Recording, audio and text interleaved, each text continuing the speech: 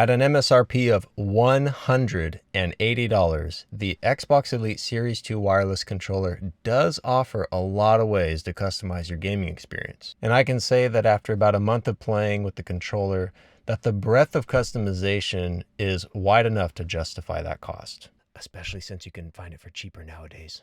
Before I jump into all the options to change your playing experience, I need to talk about the build quality, which I think is just as impressive and valuable as the ways you can customize this thing. So once you lift the controller out of the case, you instantly appreciate the 340 grams of metal, rubber, magnets, and battery sitting in your hand.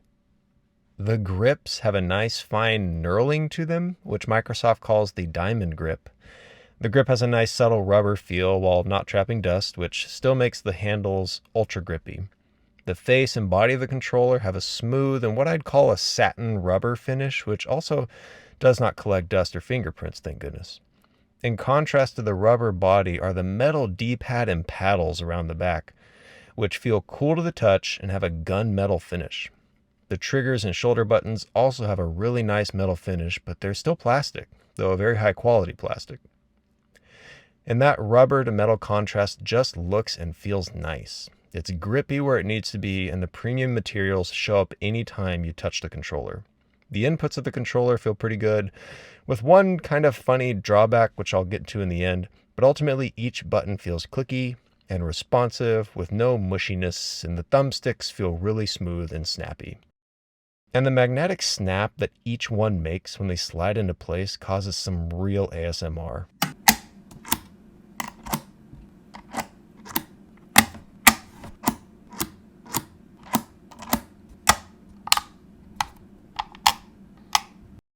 But not all sounds were appealing.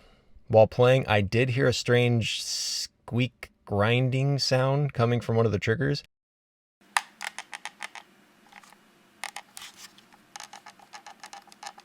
This is only when the trigger is set to its most shallow depth configuration and you have to shift the trigger a bit in place, but it did come up while playing. I guess my fingers just do weird things while I play. I really want to start talking about the customization features of the controller because that is what I think most people would buy this thing for. And frankly, it's the most interesting part of the controller.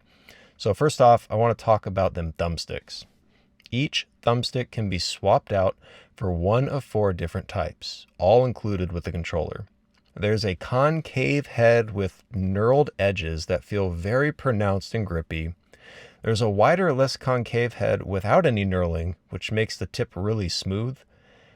And there is one head that is convex, with 3 rings of little ridges to provide some grip. Only one of these is included for some reason though. And so you can swap out each of these heads on either of the sticks to cater to your own comfort, but I think the most interesting thumbstick is the one that is double the height of the other sticks. This one gives you more leverage to move the stick, which makes it easier to move around. I think this is supposed to make it a bit more precise while moving around and aiming, but my aim is so bad, I don't think any fancy thumbstick can fix it without some serious practice. And beyond changing the thumbsticks between the classic, standard, tall, and wide dome heads, each stick's tension can be adjusted. You can take off the stick and twist this small crosshair to one of 3 tensions that make it easier or harder to move the stick. The difference in tensions are absolutely noticeable and are enough to where you can play around with the different sticks and tensions to really dial in the feel of your controller. After swapping out the different thumbsticks and adjusting the tension of each one, I ended up keeping the default tension for each stick, which is the least amount of tension, and just swapping out the right stick with the tall stick. This makes it so there is as little resistance as possible to aiming with the right stick. But like I mentioned, don't expect to just swap out some thumbsticks and just become some elite player. These modifications really affect the feel of your experience and don't necessarily give you some serious edge while you play. However, there is one thing that might improve your game a little bit, maybe, and those are the back paddles. The paddles are magnetically attached to these slots in the back and can be set up in almost any configuration you'd like, though you probably won't want to, as the default layout felt the best, at least for me. You can map the paddles to any input you want, which for me ended up being the ABXY, so that I would never need to take my thumb off the stick while playing.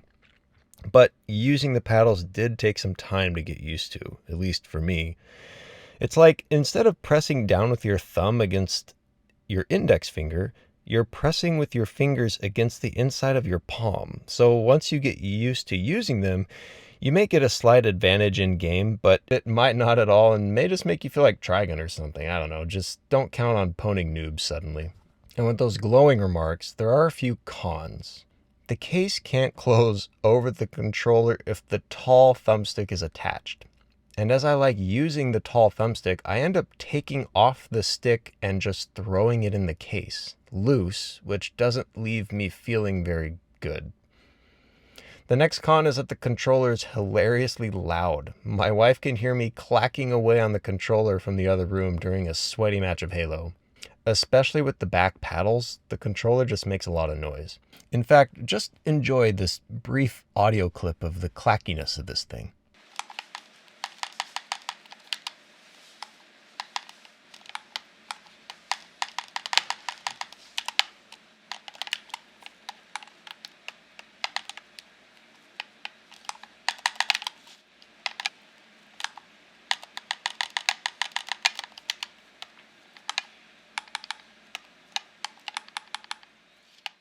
The final issue I have is that the controller doesn't offer any color variants. This isn't a huge deal, but given that the controller is just different shades of gunmetal and black, it would have been nice if Xbox released at least a white variant and maybe a splashy color variant as well. There is a Halo edition of the controller, which looks pretty cool, but that's your only other option. So the last few things to mention are the battery life and the charger. The battery is truly like Switch Pro controller level with a solid 40 hours of battery life. After having this thing for over a month, I've not charged it once. And the charger is heavy, magnetic, and cradles the controller really well inside and outside the case. So after all that, $180 is a lot for a controller, and it makes me cringe a little bit, honestly, saying that out loud. But for the quality and customization that it gives you, it delivers. Thanks for watching, everyone. I hope this was helpful for you, and if you liked it, thumbs and subs, and leave some comments down below or reach out to me on Twitter. And if you're interested in an Xbox Cloud Gaming review that I did, you can go back and check that video out. Or if you're interested in a review of this car that I'm filming in from the perspective of families, go check that video out as well on my channel. Thank you, and I'll see you in the next one.